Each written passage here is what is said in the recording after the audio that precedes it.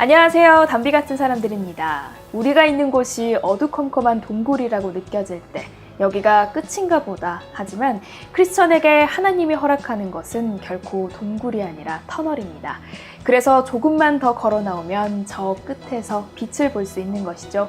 오늘 담비 같은 사람들에서 만나실 분은 터널 가운데 하나님의 빛을 발견하시고 그 길을 밝혀가시는 분입니다. 교육의 길잡이 이장규 교수님을 만납니다. 안녕하세요. 네, 안녕하세요. 오늘 이렇게 담비 같은 사람들이 함께 해주셔서 감사합니다. 제가 감사합니다. 먼저 교수님, 우리 시청자분들께 간단히 인사 말씀 부탁드립니다. 안녕하세요. 저 이장규입니다. 저 오랫동안 교단에서 학생들 가르치다가 정년 퇴임하고 에티오피아를 다녀오게 되었습니다. 제가 2011년부터 2016년까지 에티오피아 아다마 과학기술대학교에서 일하다 왔고요. 그 인연으로 오늘 방송을 출연하게 됐습니다. 네. 그냥 제가 에티오피아에서의 생활을 담백하게 말씀드리도록 하겠습니다. 네, 교수님, 에티오피아 아다마 과학기술대 총장으로 5년간 보내시다가 이제 한국으로 돌아가시게 되셨잖아요. 어떻게 가게 되셨는지 그 스토리가 굉장히 궁금합니다. 예. 그 전까지는 서울대학교에서 30년 이상 이제 강단에 서셨죠. 그렇습니다. 어떻게 에티오피아로 가게 되셨나요? 에티오피아 가게 된 거는 이제 그 에티오피아 정부 네. 초청으로 가서 아다마 과학기술대학교 총장을 맡게 됐고요. 에티오피아가 아직도 참 상당히 가난한 나라입니다. 네. 그래서 그 나라가 가난에서 벗어나자 하는 모토로 2010년부터 그 사람들 말로는 Growth and Transformation Plan이라고 해서 우리 경제개발 5개년 계획을 이제 시작을 했는데 네.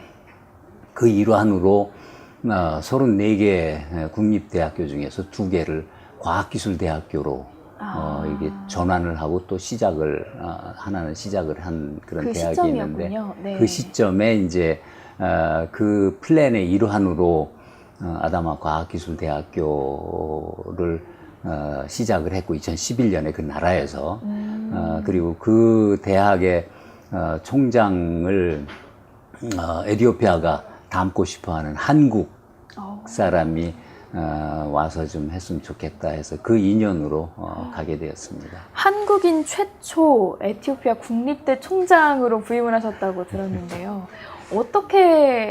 한국이 어떻게 롤모델이었던 건가요? 에티오피아의 롤모델? 그렇죠. 에티오피아나 또 다른 아프리카 국가들이 되게 다 마찬가지인데, 네. 그전에는 이제 주로 유럽 또는 미국을 상대로 뭐 교육이든지 아니면 다른 경제 활동이라든지 그런 걸 많이 했는데, 그 에티오피아가 한국이 불과 40-50년 만에 정말 지구상에서 최빈국에서 선진국까지 네. 진입한 나라기 때문에 맞아요. 그거를 어떻게 했나 하고 배우고 싶어 하는 거죠. 그런데 굉장히 많은 이제 사람들이 있잖아요. 그 중에 어떻게 은퇴하신 이후에 바로 이렇게 교수님을 알게 돼서 총장으로 픽업하게 되셨는지. 예, 그 당시에 이제 에티오피아에서 이렇게 자문을 해주는 우리 한국 그 분이 있었어요. 근데 그분은 이제 과학기술을 한 분인데 그분한테 우리가 사람을 찾으니까 좀 추천을 해달라 그렇게 했는데 이분이 이제 돌아와서 우리 과학기술계의 그 원로들하고 이제 얘기를 하니까 그 원로들이 전부 의견 일치를 본 게, 그 이장규 교수가 가면 딱 좋겠네. 그 사람은 가난한 나라 좋아하니까. 그전에도 뭐, 파키스탄 가서 도와주겠다고 뭐 몇 번 왔다 갔다 하고, 뭐, 미얀마. 선교 활동을 하셨던 걸 보셨던 거구나. 예, 네. 미얀마 선교 활동하고 그런 걸 보고서는, 뭐 저 사람이 가면 괜찮겠다 해서 그래서 이제 추천이 된 거죠. 사실 30년 이상 강단에 서시다가요, 이제 은퇴를 하셨잖아요. 그러면 편하게 쉬고 싶으시고, 이제서야 내 시간을 만끽하고 싶다라는 그런 욕심도 있으셨을 것 같은데, 어떻게 에디오피아로 결정을 하게 되셨는지. 아무래도 이제 제가 기독교인으로서 예수 그리스도를 말씀을 따라 살려고 애쓰는 사람이니까 네. 뭐 지금까지 내가 경험한 거, 뭐 개인적이든 아니면 또는 그 직업적이든 그런 경험을 좀 어려운 이웃, 가난한 이웃하고 나눌 수 있으면 좋겠다는 그런 생각은 가지고 있었고요. 네. 그래서 그냥 뭐 기도로 하여튼 하나님이 그런 길을 인도해 주시는 대로 가겠습니다 하고 기도를 좀 하고 있었는데 하여튼 그런 그 우연히 기회가 와서 그래서 가게 됐죠. 응답 아닌가요? 어떻게 보면 은퇴 후에 플랜이 따로 있으셨어요? 이제 사실은 제가 이제 엔지니어로 예. 거의 이제 평생을 살다시피 한 건데 엔지니어의 그 특색이 그렇습니다. 이렇게 계획 세우는 거 좋아하고 예. 그다음에 계획 세우면 그거를 어떻게든지 이제 뭐 맞춰야 되고 그거를 이제 보통은 쭉 그 지난 일을 생각을 해보니까 그걸 나 혼자 그렇게 열심히 하려고 애를 쓴 것 같더라고요. 그래서 이제 정년퇴임 이제 몇 년 앞두고서는 생각하니까 아니 내가 명색이 기독교인인데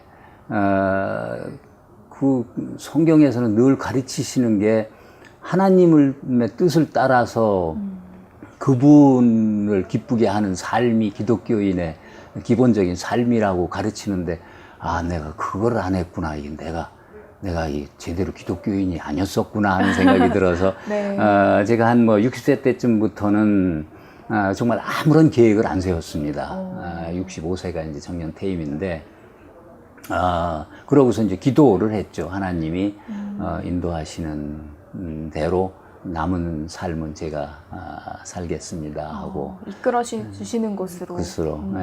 그래서 이제 그랬는데 하여튼 정년 퇴임이 이제 제가 2011년 8월 말로 정년 퇴임을 한 건데 네. 2011년 6월 달에 그냥 전화가 와가지고 아까 말한 그런 그 에디오피아의 아다마 과학기술대학교에서 총장을 찾는데 가보지 않겠냐고 그래서 이제 우리 이제 와이프랑 네. 같이 가서 보고 상황을 보고 에디오피아 갈 때는 이거는 우리 하나님이 이쪽으로 인도를 하시는구나 하는 확신을 갖고 갔습니다. 정말요? 예. 사실은 그 아다마 대학이 그 에디오피아 수도에서도 100km 이상 떨어져 있어서 한국 사람은 아예 볼 수가 없는 곳이라고 알고 있거든요. 정말 암담했을 것 같아요. 그리고 사실 사모님께서도 마약 중독 치료 전문가로 활동을 하고 맞습니다. 계셔서 나름대로의 커리어와 또 전문성을 가지고 길을 가고 계셨을 텐데 그걸 다 놓고 5년이라는 시간을 이제 에디오피아에 쏟아야 되잖아요. 그런데 어떤 걱정이나 그런 것 없이 순종하실 수 있었던 그 마음이 있으셨던 거죠? 네, 하여튼 우리 제 아내한테 예. 그런 점이 굉장히 고맙죠. 아프리카 예전에 제가 뭐 가본 적도 없고, 그리고 그 아프리카에 대해서 잘 모르는 그런 상황에서 저 혼자는 못 가는 거고요. 그렇죠. 그래서 그런 그 제안을 받았을 때 제일 먼저 이제 우리 아내한테 얘기를 했죠. 뭐 이런 제안이 왔는데 네. 가겠느냐고. 뭐 당신이 안 간다고 그러면 나 그냥 거절을 하겠다고. 그랬는데 그래서 이제 제 아내도 제가 늘 기도하는 거를 옆에서 봐왔고, 그러니까는 그 아내가 지금도 그 말 나오면은 이렇게 언짢은 표정을 짓는데, 아니 나를 기도한다고 그러고서 뭐 하나님이 그렇게 인도하는 것 같다는 그거를 인도하는지 안 하는지 알아보지도 않고 나한테 얘기하면 내가 어떻게 뭐 간다 안 간다를 얘기를 할 수 있냐. 그래서 정말 뭐 서울에서 활동하던 거 딱 내려놓고 그러고 저랑 딱 같이 가서 보고 이거는 우리 아내도 이건 뭐 하나님이 인도하시는 게 확실하다. 두술이 그런 확신을 갖고 떠났습니다. 사실 어떻게 보면 60대의 새로운 도전이잖아요. 그렇죠. 제2의 청춘을 이렇게 에티오피아에서 꽃피우신 건데 그래서 에티오피아를 가셨어요. 네. 갔더니 만난 나의 현실은 어땠나요? 그래 이제 에티오피아에 처음 이제 도착해가지고 네. 그 대학을 이제 가서 먼저 봤죠. 네.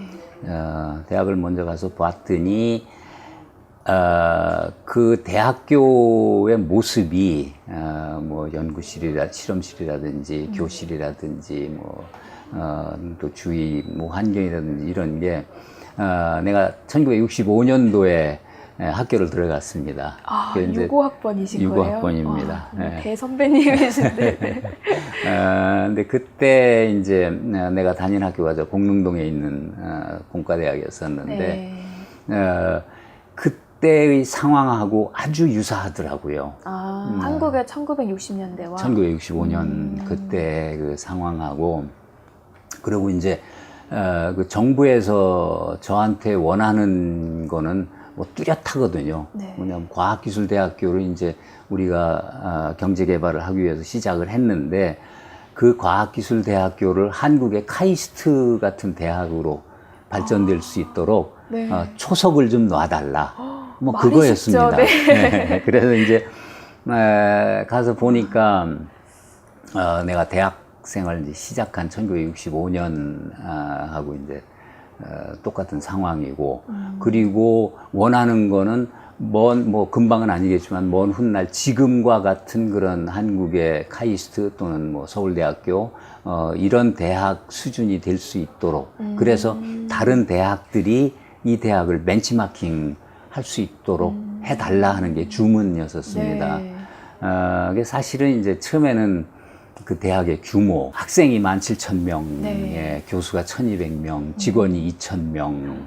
그래서 내가 뭐 한국에서 총장을 해본 것도 아닌데 네. 하고 이제 처음에는 이제 압도가 됐었는데 그 원하는 게 이제 그러니까 제가 그 시기를 다 살았잖아요. 네. 그러니까 1965년부터 그렇죠. 한국이 성장한 정말 걸 다 보셨고 그렇죠. 경험하셨고 그래서 그렇다고 그러면 내 경험을 가서 나누어서 뭐 내 최선을 다하면 되겠구나 하는 생각이 들어서 이제 제가 그걸 액셉트를 수락을 한 거죠. 그곳 젊은이들의 모습은 어땠나요? 학생들의 학생들 우선은 이제 제가 가서 본 대학은 그 나라가 이제 국립대학교가 그 당시 34개였었는데 이 국립대학교 학생들은 전원 학비, 기숙사비, 식비가 다 면제입니다. 그러니까 정부에서 예산으로 네. 다 지급을 하는데 그렇기 때문에 상당히 우수한 학생들이 들어와 있죠.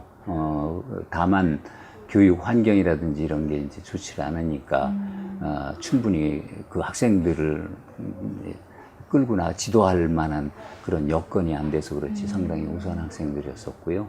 처음에 가서 참 또 하나 재밌는 에피소드는 제가 가게 된 데에 그 일조를 한 에피소드를 하나 소개를 해드릴까요? 네.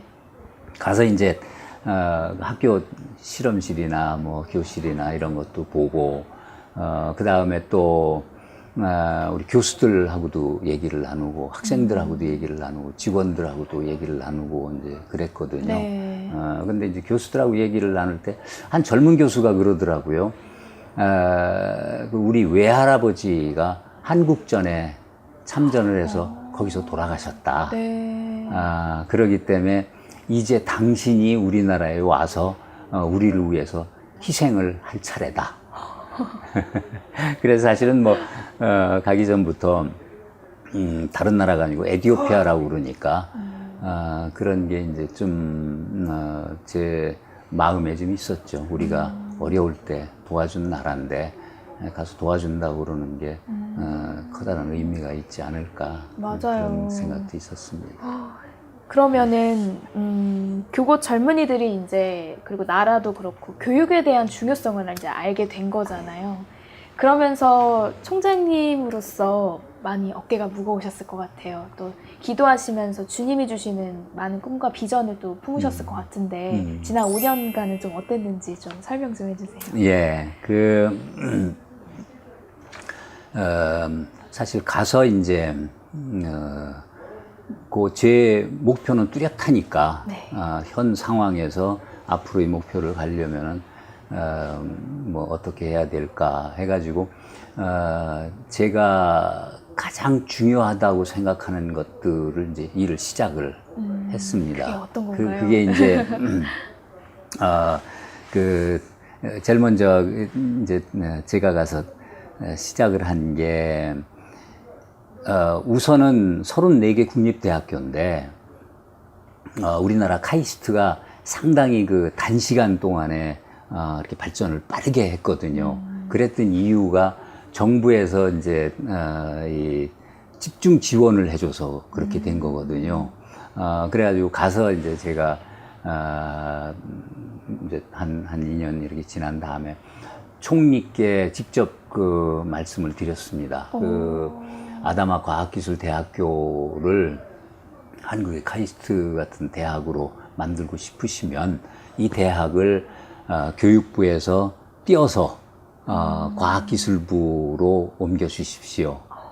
그래가지고 그거를 이제 또 흔쾌히 총리께서 들어주셔가지고 그 2013년부터 아다마 과학기술대학교는 교육부 산하가 아니라 과학기술부 산하로 옮겨서 그래서 이제 학생 선발도 그 따로 자유롭게 하고 그 다음에 교수들 봉급 책정도 다른 대학 교수들과 다르게 지원을 하고 그 다음에 이제 정부로부터 그 집중 지원을 받았죠. 그래서 그게 이제 상당히 저는 중요한 시발점이라고 생각을 했고요. 네. 그다음에 가서 보니까 대학교 특히 이제 과학기술대학교인데 그 박사학위를 가진 그 1200명 교수들 중에 박사학위를 가진 사람이 뭐 7% 정도밖에 안 되더라고요. 그래서 이제 그 사람들을 교수가 좋아야 교육이 제대로 잘 그렇죠. 되는 거니까. 그래서 그 교수들을 이제 많이 이제 이 대학 박사 과정으로 보냈고요. 국내외 네. 박사 과정으로. 그래서 특히 한국에 50-60명이 박사 학위를 가서 할 수 있도록. 에티오피아에 있는 에티오피아 사람들이요? 그러니까 우리 대학의 그 교수들 중에서 50-60명이 이제 뭐 서울대학교, 그다음에 뭐 고려대학교, 뭐 또 카이스트, 뭐 부산대학교 이런 데 가서 이제 박사학위를 할 수 있도록 그거를 이제 그 연결을 시켜줬고요. 와. 그다음에 이제 또 과학기술대학교라고 그러면은 다른 대학과 차별이 되는 게 뭐냐 하면 연구를 해야 되는 대학이거든요. 네. 그러니까 연구 중심 대학. 그다음에 이제 연구를 하려면 대학원 학생들을 우리 해야 되는 거니까 대학원 중심 대학. 그래서 그거를 이제 하기 위해서 거기에 이제 리서치 파크, 그러니까 연구 공원을 에티오피아에 없던 건데 가서 연구 공원을 이제 세워서 이 산업체하고 같이 공동 연구할 수 있는 그런 분위기를 조성을 해줬고요. 그 다음에 한국 정부 그 교육 ODA, 그러니까 네. 교육 원조 자금으로 포항공과 대학과 같이 그러니까 재료공학과를 신설을 했어요. 이제 그게 이디오피아에서는 재료공학이라는 게 공학에서는 상당히 중요한 학문인데 34개 대학 중에 재료공학과가 있는 대학이 하나도 없었거든요. 그래서 그거를 이제 그 대학에 세웠고 또 한 가지 이제 목적은 뭐였었냐면 그걸 처음 이제 이런 참 모던 디파트먼트로 세웠으니까 다른 학과들이 그걸 보고 이렇게 배우도록 그러니까 하나의 그 리딩 역할, 벤치마킹 역할을 할 수 있도록 그게 이제 의미가 컸고요. 그다음에 이제 한 가지만 더 소개한다고 그러면은 참 안타깝게도 그 학교 학생들, 뭐 그 학교 학생뿐 아니라 다른 대학 학생들 다 마찬가지인데 교과서가 없이 공부를 해요. 교과서 살 돈이 네. 안 되기 때문에 그래서 이제 도서관에다 이제 학생 10명당 한 카피 정도 되게 교과서를 복사를 해놓고 학생들은 이제 도서관 가서 공부하고 도로를 꽂아놓고 뭐 그렇게 했었는데 지금은 이제 만약 그 이 컴퓨터, ICT 이 도움을 받는다면 그것도 상당히 해소될 수 있는 방안이기 때문에 코이카에서 한 500만 달러 지원을 받아가지고 코이카 ICT 센터를 거기다가 이제 설립을 했죠. 기존에 네. 이제 뭐 ICT 센터가 있었는데 그걸 한 단계 업그레이드 시켜가지고 그래서 e-러닝 코스 같은 거를 개발을 했고 뭐 이런 것들이 제가 뭐 여러 가지 한 것들 중에 이런 거가 참 중요한 거겠다 싶어서 한 마치 것들입니다. 원래 이쪽 개발을 계속 하셨던 분인 것처럼 정말 다양한 역할을 하고 오셨는데 한 대학의 총장으로 계셨던 게 아니라 한 나라의 과학부, 교육부 그쪽에 다 계셨던 그럴 만한 일들을 많이 이루고 오셨네요. 한편으로는 그 기틀을 마련하고 이제 마무리를 하신 거잖아요. 그렇죠. 정말 사실 말씀은 이렇게 간단하게 해주시지만 그 시간에 얼마나 많은 기도와 또 영적 전쟁이 있었을까 싶어요.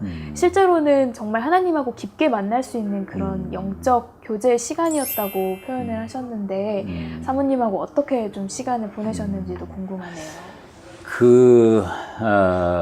가서 이제 물론 뭐 주어진 그 임무를 하려니까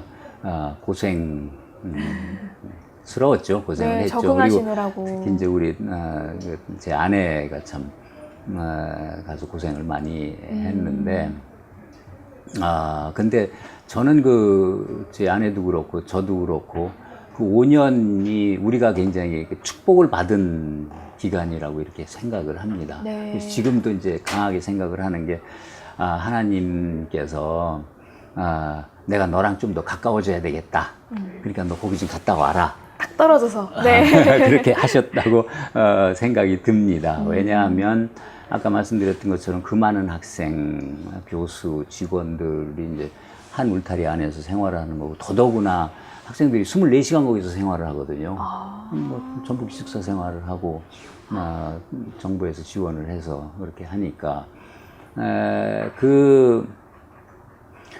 그런 과정에서 만약 제가 참 뭐 일이 매일 생길 수 있는 거죠.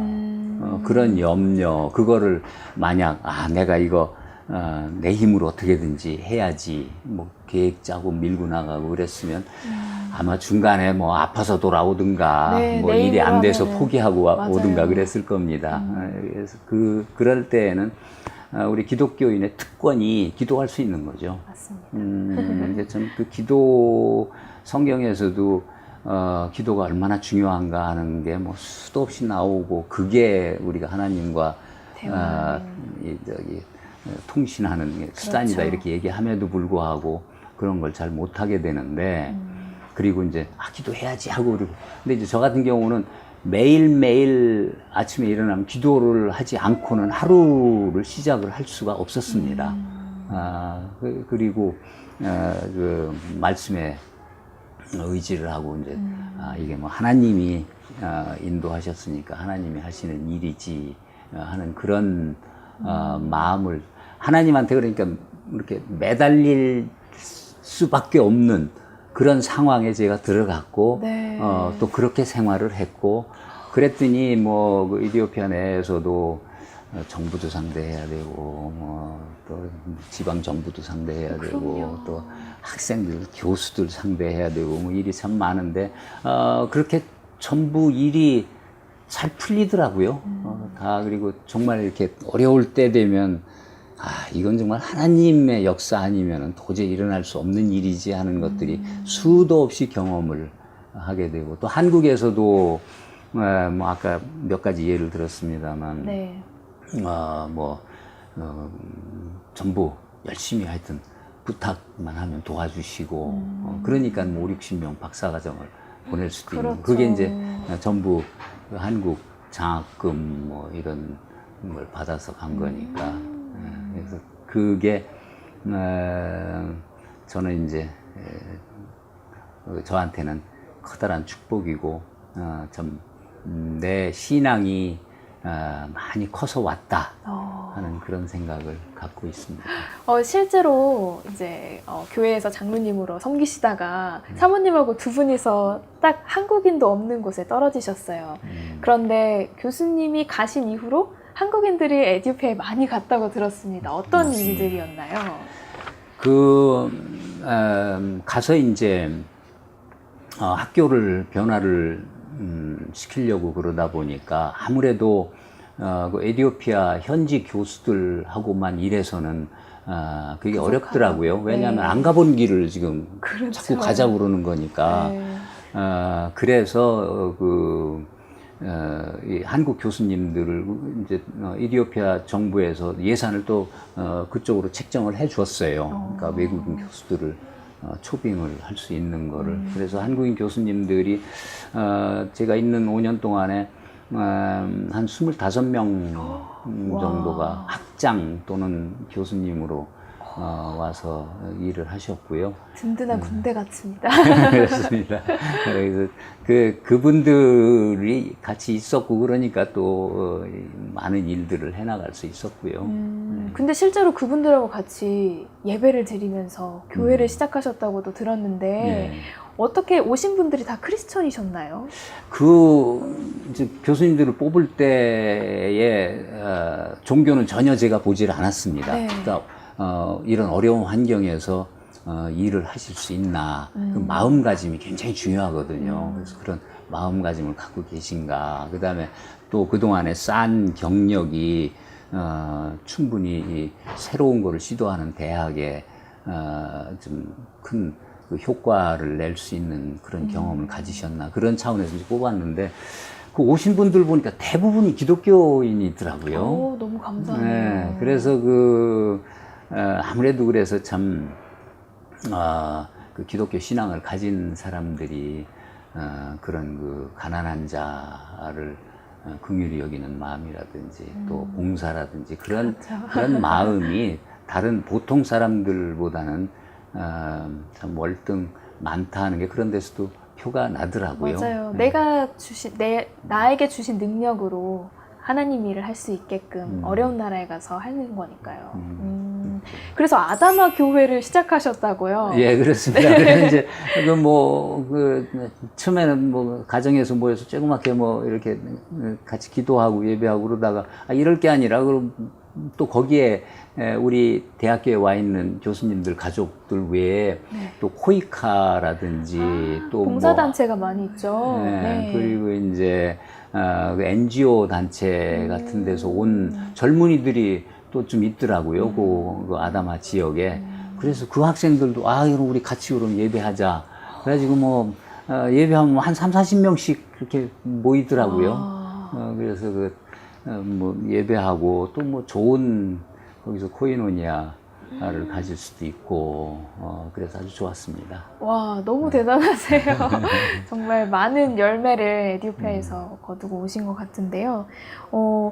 에티오피아가 제가 알기로는 혼합 종교가 굉장히 많다고 알고 있어요. 하지만 또 기독교를 국교로 받아들인 최초의 나라라고도 알고 있는데요. 참 아이러니합니다. 어떤 종교 상황을 갖고 있나요? 지금 말씀하신 대로 에티오피아는 기독교 국가입니다. 네. 일찍부터 뭐 우리 성경에도 나오는 것 좀 구스족 그렇죠. 또 뭐 네. 우리 넷이 세례받은 거 나오고 그러는데 아랍한테서. 그 에티오피아는 기본적으로는 그 기독교 중에서 정교, 그러니까 에티오피아 정교가 있어요. 네. 그 정교가 인구의 한 40% 정도 된다고 그래요. 그리고 이제 이쪽 프로테스턴트, 그러니까 신교 쪽이 한 10% 된다고 그러고. 근데 이제 최근에 상당히 이렇게 급격히 늘고 있는 인구가 이슬람교 교도들입니다. 상당히 늘어서 지금 한 35% 정도 된다고 얘기를 해요. 그런데 이제 보통은 우리가 뭐 역사로도 많이 배웠고 기독교 그다음에 이슬람교 간의 충돌 뭐 마찰 이런 거를 많이 우리는 익숙하게 들었잖아요. 네네네. 근데 거기 가서 보니까 그런 어떤 종교 분쟁이라든지 종교가 다르다고 그래서 뭐 마찰이 있든지 그런 건 전혀 없더라고요. 그래서 제가 그것도 가서 참 배운 건데 다만 그냥 뭐 믿는 신이 다르고 뭐 방법이 다르고 뭐 믿는 신도 마찬가지일지 모르는데 부르는 게 다르게 부르는지 모르겠는데 그래서 이제 한편으로는 이제 이슬람의 또 과격파들도 있고 그러니까 그런 게 좀 염려가 되긴 한데 기본적으로는 그 나라가 82개 종족이 만든 국가인데 그런데도 상당히 그렇게 하모니어스하게 3,000년 동안 국가를 유지할 수 있는 거는 그런 종교의 힘이 아닌가 하는 그런 생각이 들었습니다. 네. 이렇게 되면 교수님의 이런 신앙 이야기도 좀 궁금해지는데요. 원래 모태 신앙이셨나요? 저 모태 신앙은 아니고요. 예. 제가 맨 처음 교회를 간 거는 제가 초등학교를 저 대전에서 다녔습니다. 네. 대전에서 다녔는데 그 동네에 그 남침례교에서 천막교회를 이렇게 세웠는데 거기를 간 게 제가 초등학교 4학년 때인데 그게 처음 교회를 간 거였고요. 네.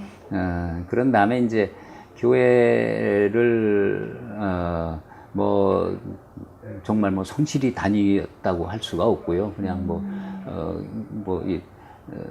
성탄절이면은 뭐 준다고 그러니까 가는 수준. 그랬다가, 제가 1971년에 이제 공부하러 미국을 왔는데, 유학으로 오셨구나. 네. 맨 처음 와서 정착을 했던 데가 저 워싱턴 DC 근처에 그 프레드릭이라고 하는 메릴랜드 주에 있는 데 가서 먼저 정착을 학교 가기 전에 돈 좀 벌어서 돈 모아가지고 가야지 하고 거기서 한 1년 반 있었는데 그때부터 이제 본격적으로 교회를 나가기 시작을 했고 저는 이제 그 프레드릭에 있는 사우스 앤드 베프티스트 처치라고 하는 데서 침례를 받았고요. 그래서 그때부터 이제 시작이 됐고 그 이제 뭐 계속해서 그 다음부터는 이제 교회 중심으로 신앙생활을 했고요. 그런 다음에 정말 참 이렇게 그러면서도 그 믿음 그러니까는 그 침례 받으면서 그런 생각을 했습니다. 이제 과학기술을 하는 사람으로 그 성경이 참 믿을 수 없는 게 많더라고요. 네, 그러셨을 것 같아요. 네, 어떻게 처녀가 뭐 애를 낳는다고 그러고 과학적으로 생각을 하시는 게 그렇죠. 너무 익숙하시니까. 네, 뭔가 이렇게 증명하고, 경험적으로 증명하고 예. 그게 돼야 믿는 거니까. 그런데 이제 그때 그 교회 다니면서 그 창세기 1장 1절이 하나님이 세상을 창조하시느니라 하는 게 딱 그 1절 성경 창세기 1장 1절에 나오는 거잖아요. 네. 그래서 가만히 생각하니까 기독교라고 그러면은 성경을 믿는 건데 성경에 일장 일절도 못 믿으면서 성경 믿고 뭐 기독교 생활을 하겠다는 건 말이 아니지. 그러면 내가 일장 일절을 믿을 수 있나? 이제 그동안 뭐 한 미국 와서 한 1년 이렇게 교회 다니면서 참 성경 말씀 붙들고 사는 게 참답게 사는 거구나 생각을 해서 그렇다고 그러면 일장 일절을 그걸 받아들이니까 나머지 못 받아들일 게 없더라고요. 하나님이 세상을 창조하셨는데 그런 창조주이신 분이 뭐 원하면 뭐 동정녀한테서 할 수도 있고 뭐 장사된 지 사흘 만에 뭐 다시 일어나실 수도 있는 거고 뭐 영원히 사실 수도 있는 거고 그래서 그때 이제 그 모든 말씀들이 믿어지시기 시작하신 그렇죠. 거군요. 네. 그때부터 믿어졌고.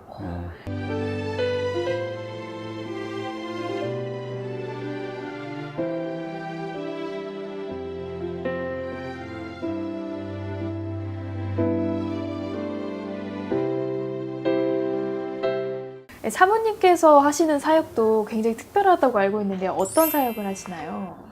제 아내는 그러니까는 중독 상담을 전공한 사람입니다. 그래서 알코올 중독이라든지 뭐 마약 중독, 그다음에 뭐 도박 중독, 그 범위가 다양하게 이렇게 넓게 중독 상담을 하고 있고요. 그리고 참고로 아까 그 에티오피아 얘기를 통해서 하면은 아마 제 아내가 그 5년 동안 그래도 잘 견딜 수 있었던 거는 그 콜롬보 플랜이라고 들어보셨는지 모르겠는데 그게 우리 유엔이나 뭐 아프리카 유니언 이런 것처럼 이쪽 아시아 지역을 중심으로 한 국가 간 연합 단위인데 거기서 이쪽 그 중독 상담 분야를 주로는 이제 아시아 국가들 한테 그러니까 상담과 교육을 시키는 그런 프로그램을 많이 했는데 제 아내가 그 에티오피아에 있으면서 그런 그 콜롬보 플랜으로 전에부터 이제 일을 했었던 건데 한 달에 한 번 정도는 어디 나가서 그러니까 그 상담 교육 그러니까 상담가를 위한 교육이죠. 그거를 맡아서 했었죠. 그리고 에티오피아에서요? 예, 아니 안에서가 아니라 그러니까 에티오피아 그때 마침 또 콜롬보 플랜이 이제 아시아 쪽만 중심으로 했었는데 그걸 아프리카까지 이렇게 넓히더라고요. 그래가지고 정말. 그러니까 거기 가 있는 사람이 있으니까 제 아내가 아주 단골로 이렇게 교육을 다니게 됐죠. 정말 어떤 것 하나도 손해보지 않고 하나님은 다 사용을 하시는군요. 그렇습니다. 정말 역사가 정말 대단하십니다. 그러면 또 우리 교수님께서는요 30년 넘게 기독교 윤리 실천 운동을 하셨습니다. 기윤실이라고 줄여서 부르긴 하는데요. 어떤 운동인지 좀 설계 좀 해주세요. 그 처음에 생겨난 배경부터 조금 좀 말씀을 드리면은 이 기독교 윤리 실천 운동은 어떻게 이제 태동이 됐냐 하면은 제가 그 서울대학교로 부임한 게 1982년입니다. 이제 미국에서 학위 받고 여기서 이제 연구소에서 일을 하다가 돌아갔는데 그때 그러니까 우리나라 1982년에 대학 사회라는 게 참 암울할 때였었습니다. 그때 이제 기독 서클들을 맡고 있는 교수님들이 같이 모여서 이거 우리 힘을 모으지 않으면 이제 어렵다. 그래가지고 그 모교 성경 공부라는 걸 시작을 했어요. 네, 서울대 안에서요? 서울대학교 안에서. 그래서 그거를 이제 뭐 83년, 84년 그때쯤부터 이렇게 시작을 했는데 그런 다음에 이제 그 안에서 그 모교 성경 공부에 모이는 이제 중심 역할을 했던 분이 SFC를 맡았던 손봉호 장로님, 손봉호 교수님인데 그분하고 이제 우리 교수들 우리가 뭐 같이 앉아서 맨날 성경 공부만 할 게 아니라 이 참 어려운 시대에 그 기독교 윤리 실천을 할 수 있는 그 운동을 좀 해봐야 되지 않겠냐. 그래가지고 거기서 이제 그 기독교 윤리 실천 운동, 그때만 해도 우리나라에 NGO가 뭐 별로 없었을 때였었는데, 거의 그 NGO의 그 이제 시초 비슷하게, 그래서 1987년, 그 우리나라가 한참 혼란이었었을 때, 그때의 기독교 윤리 실천 운동이 시작이 됐죠. 그렇게 운동을 하시면서 해 나가셨던 역할들, 활동들은 어떤 게 있었나요? 그 창립 취지가 네. 복음에 합당한 윤리적 삶을 살아가는 정직한 그리스도인과 신뢰받는 교회가 되도록 섬기며 정의롭고 평화로운 사회를 만드는 것을 사명으로 한다. 이렇게 시작을 해서 이제 우선은 나를 포함한 가족의 그 실천적 생활, 신앙, 그 다음에 그 교회를 위해서 우리가 어떤 태도를 갖고 어떤 활동을 해야 되나 하는 것과 그 다음에 사회에 대해서는 우리가 어떤 태도를 갖고 어떤 실천적 삶을 살아야 되나 그런 것들을 해서 지금 생각나는 것들은 예를 들자면 그 소형차 타기 운동 그거를 우리 기운실에서 했었고요. 그 다음에 지금 그리고 이제 그 스포츠 신문의 그 음란화 네. 퇴치 운동 뭐 그런 것도 뭐 했었고 그 다음에 교회 세습 반대 운동 그런 것도 했고 그건 뭐 지금도 지속되고 있습니다만 그리고 지금 또 이제 활발히 활동하고 있는 거는 자발적 불편 운동 그런 것들이 이제 기독교 기운실에서 하는 기운실을 통해서 사실은 기독 시민운동이 조금씩 더 생겨나고 다양해질 수 있었던 것 같아요. 그렇습니다. 그 기운실이 이제 이쪽 기독교 단체에서 생긴 첫 그 그렇죠. 시민운동 단체였었고요. 거기서 파생된 게 굉장히 많습니다. 맞아요. 그러니까는 뭐 기독 법률가 그 집단 네. 뭐 그것도 상당히 활발히 활동하고 있고 뭐 기독 교사 모임 같은 네. 것도 공명선거운동 공명선거운동도 교회 개혁 실천연대도 있고 그렇습니다. 네. 교회 개혁 정말 실천연대도 있고 많죠. 그게 전부 여기서 이렇게 파생된 그렇지만 함께 운동하는 그런 활동들이 중심이었죠. 이렇게 생기는 것도 굉장히 어렵지만 30년간 이어져 오는 것도 굉장히 대단한 것 같아요. 그렇습니다. 30년 동안 어떤 이렇게 이어져 올 수 있었던 그 힘은 무엇이라고 보시나요? 그게 이제 지금도 그런 것 같아요. 우리 기독교인들이 전부 갈망을 하는 게 참 우리가 신앙을 갖고 있는데 그렇다 그러면은 그 신앙에 맞는 신앙의 기반을 둔 그 실천적 삶 그러니까 자기 삶에서 이렇게 드러나야지 되는데 맞아요. 누구나 다 그걸 안타까워하죠. 나도 그러고 싶은데 그게 잘 안 되고 그러니까 이제 기독교 윤리 실천 운동에서 표방을 하는 게 그게 이제 혼자는 어렵지만 그렇게 같이 하면 그래서 우리가 예를 드는 좋은 게 있습니다. 뭐 예를 들어서 뭐 우리가 핸델의 그 메시아 그 곡이 나오면 네. 미국에서는 다 일어나잖아요. 네. 한국에서도 이제 근데 일어나야 되나 나는 안 일어나야 되나 근데 뭐 난 안 일어나 하고 이렇게 딱 기독교인이 앉아 있으면 딴 사람도 나도 안 일어나도 되는 모양이네 하고 그런 예를 이제 이렇게 드는데 그러니까 이런 실천적 삶도 함께 하면 훨씬 더 큰 일을 잘 할 수 있고 또 다른 것보다도 이렇게 오래 시탱해서 어깨 동무하고 하는 셈이니까. 그렇죠. 그래서 기운실이 다른 단체하고 크게 다른 게 뭐냐 하면은 기운실은 그 운영하는 거를 무슨 뭐 정부 예산, 정부 프로젝트 이런 거에 의존하지 않습니다. 전부 요 회원들의 그리고 회비로 대부분 충당을 합니다. 외부로부터 방해를 받지 않을 수 있고 그렇죠. 또 네. 우리가 안에서 또 기도하면서 이어갈 수 있으니까 그렇죠. 그렇죠. 예.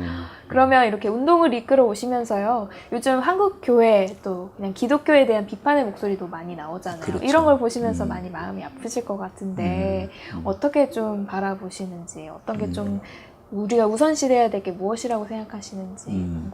그 말씀하기 전에 우선은 이제 아까도 제가 말씀드렸던 것처럼 사실은 그 한국 사회에서 기독교인 또 교회의 역할이 굉장히 큽니다. 네.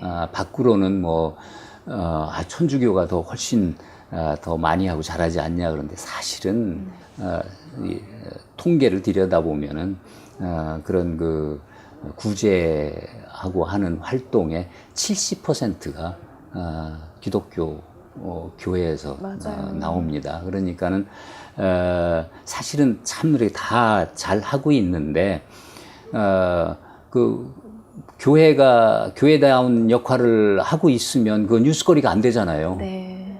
교회가 교회 할 일 하는데 그게 무슨 뉴스거리입니까? 교회에서 해서는 안 될 일을 하는 게 이제 뉴스거리로 나오는 건데, 그러니까 보통 뉴스거리는 그런 거, 그것도 이제 대형 교회 이런 데서 나오니까 일반 시민들이 생각할 때는 이 교회는 참 엉망이구나.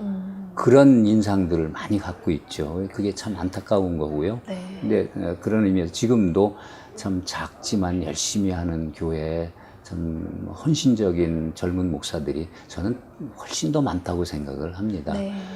그런데 이제 다만 우리 역사상 정말 기독교가 전혀 없던데 뭐 200년 전부터 기독교가 들어와서 이제 시작을 이렇게 한 거니까 처음에는 우선은 그냥 하나님한테 매달리는 기본적인 주님 만나서 하는 그런 어떤 그 믿음, 신앙, 그걸 이제 다지는데 그동안에 많은 역점을 둬왔었던 거고요. 우리 네. 한국 기독교 교회들이.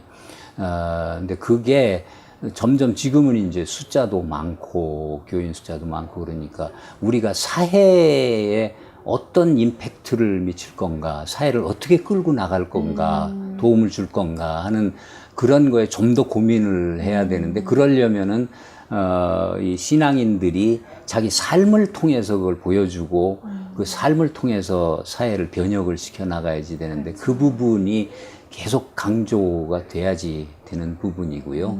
그러니까 옛날처럼 뭐 소수로 어떻게 하면 우리가 살아남나 하는 그런 멘탈리티에서 지금은 사회를 어떻게 하면 정말 그 하나님의 정의가 실현되고 그다음에 또 하나님의 사랑을 나누는 그런 사회로 만들 것인가 하는 거에 좀 더 고민을 해야지 된다고 저는 그렇게 생각을 합니다. 네, 맞습니다. 그리고 이제 젊은이들에게 항상 꿈과 희망을 선물을 하셨잖아요, 강단에서. 이제 아버지의 마음으로 요즘 청년들이 많이 아프잖아요. 예, 조언을 그렇습니다. 하신다면 어떻게 예. 좀 메시지 전하고 싶으세요? 특히 우리 한국 청년들이 요즘 참 정신적 고민이 많죠. 뭐 네. 취직도 잘 안 되고 뭐 내가 어떻게 살아야 되나 하는. 또 세상적 가치와 또 하나님의 그 말씀의 가치를 많이 갈등을 하는 경우가 그렇죠. 많아요. 네. 맞습니다.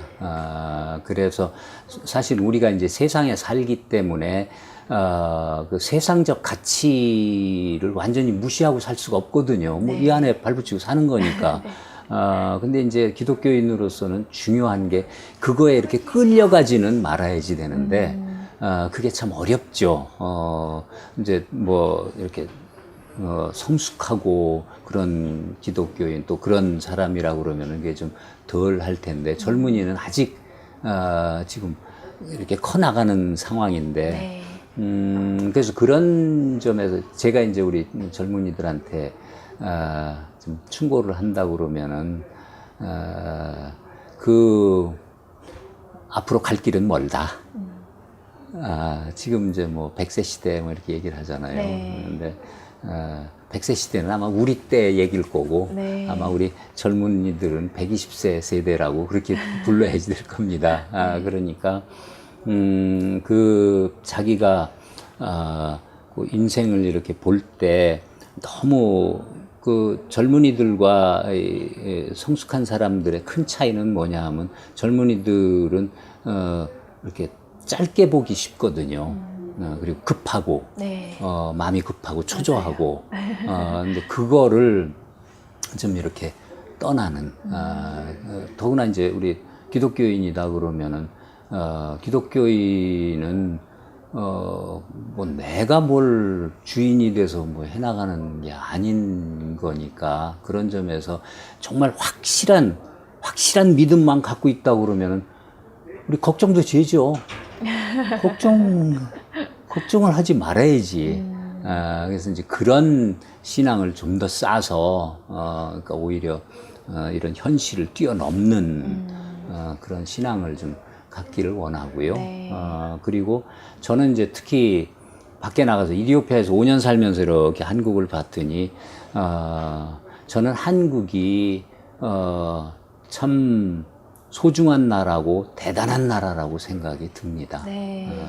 과거에 해왔던 게 그렇고 저는 앞으로도 그게 이어질 거라고 생각을 하고요. 맞아요. 그래서 저는 젊은이들한테 같이 얘기를 해보고 그러면은 전 상당히 기쁩니다. 이 희망을 갖습니다. 젊은 사람들은 좀 생각이 이렇게 앞서 있구나 하는 그런 점에서 한 가지만 좀 충고를 한다고 그러면 아무래도 젊은이들은 경쟁사에 살다 보니까 그런 경쟁이 자기의 모든 사고방식이나 행동을 이렇게 이끌어가는 식으로 가는데 그 요즘 많이 나오는 그 4차 산업혁명이다 하는 것도 그런 경쟁 원리에서 어떻게 하면 우리가 좀 더 잘 사나, 좀 더 발전을 하나, 발전 논리로서의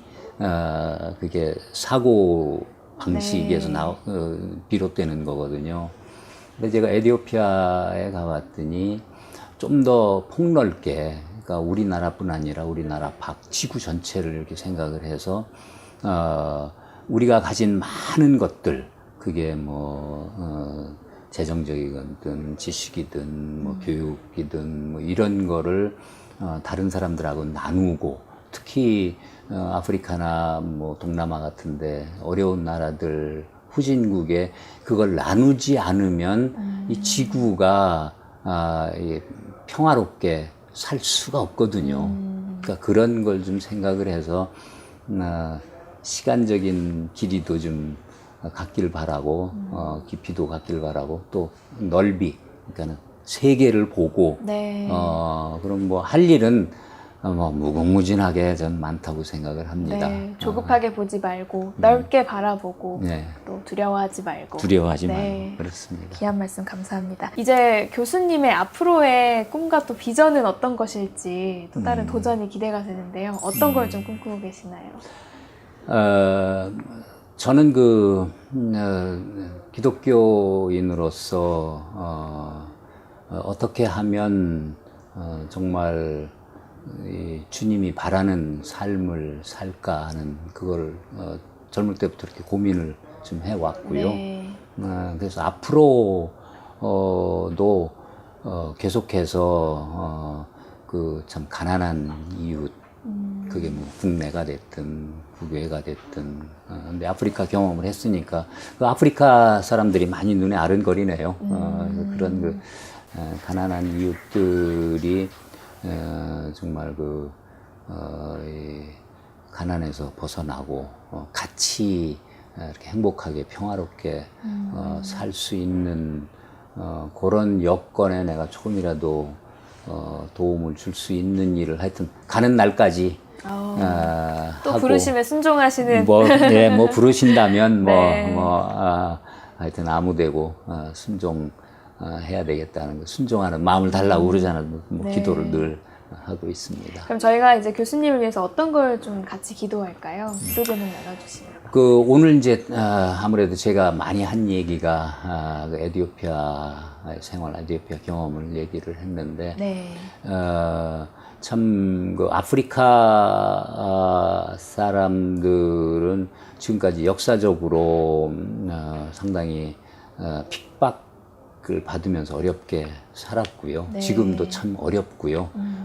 그래서 우리 아프리카도 우리가 넓게 보면 이웃인데 그 아프리카 이웃들이 정말 참 배가 고픈 상태에서 잠자리 들지 않을 수 있도록 에티오피아를 위해서 에티오피아 같이 특별히 기도하시고. 그렇지만 네. 아프리카 전체를 네. 위해서 우리 같은 형제 자매들이 기도를 좀 해주셨으면 중보기도를 해주셨으면 좋겠다는 그런 생각이 듭니다. 네. 정말 많은 씨앗을 에티오피아, 그리고 아프리카에 이제 심고 오셨는데요. 앞으로의 10년이 굉장히 기대가 됩니다. 함께 오늘 나눠주신 비전과 또 기도 제목을 위해서 함께 기도하고 또 기대하면서 나아가면 좋겠습니다. 교수님 너무 5년간 수고 많으셨고요. 이제 앞으로의 길에 있어서도 정말 주님께서 잘 인도해 주시기를 기도하겠습니다. 감사합니다. 감사합니다.